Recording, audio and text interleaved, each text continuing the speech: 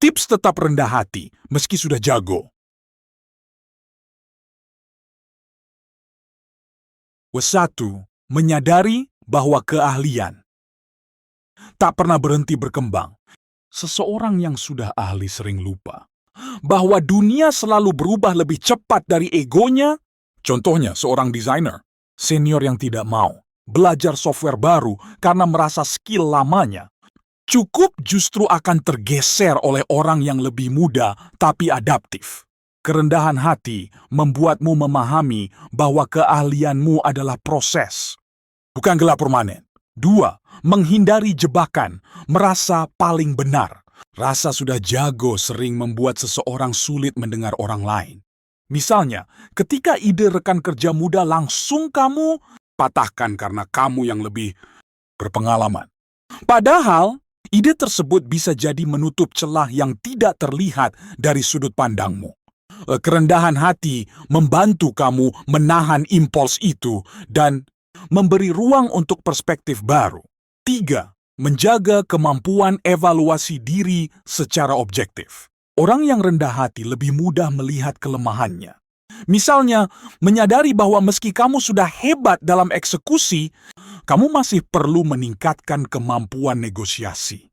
Kesadaran semacam ini membuat kamu otomatis memperbaiki diri tanpa harus ditegur atasan atau sampai membuat kesalahan besar terlebih dahulu. 4. Memudahkan kolaborasi dengan berbagai tipe orang.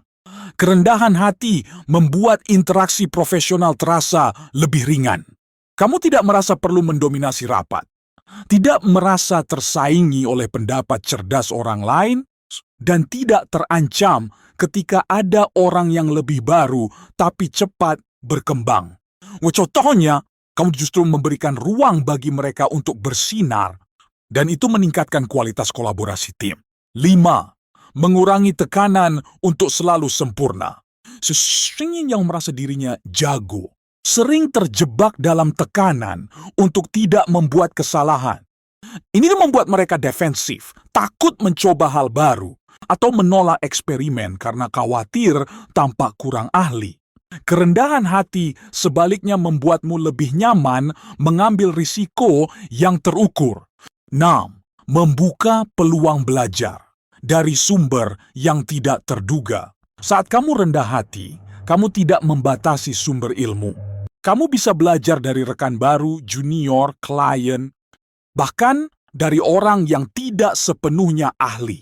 Contohnya, masukan kecil dari seseorang yang baru masuk kerja bisa memunculkan insight yang selama ini terlewatkan olehmu. 7. Menjadi teladan tanpa mendikte. Kerendahan hati seringkali lebih menginspirasi daripada kehebatan yang diumbar. Cara kamu menerima kritik, bersedia membantu tanpa merendahkan orang lain, atau tetap sopan meski berada di posisi senior menunjukkan karakter yang matang. Tanpa kamu sadari, orang lain belajar dari sikap itu.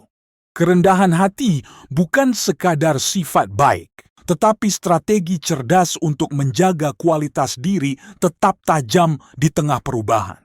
Jika menurutmu perspektif ini relevan dan layak dibahas lebih luas, tinggalkan komentar dan bagikan agar lebih banyak orang memahami pentingnya tetap rendah hati meski sudah jago. Thank you all for watching this here video.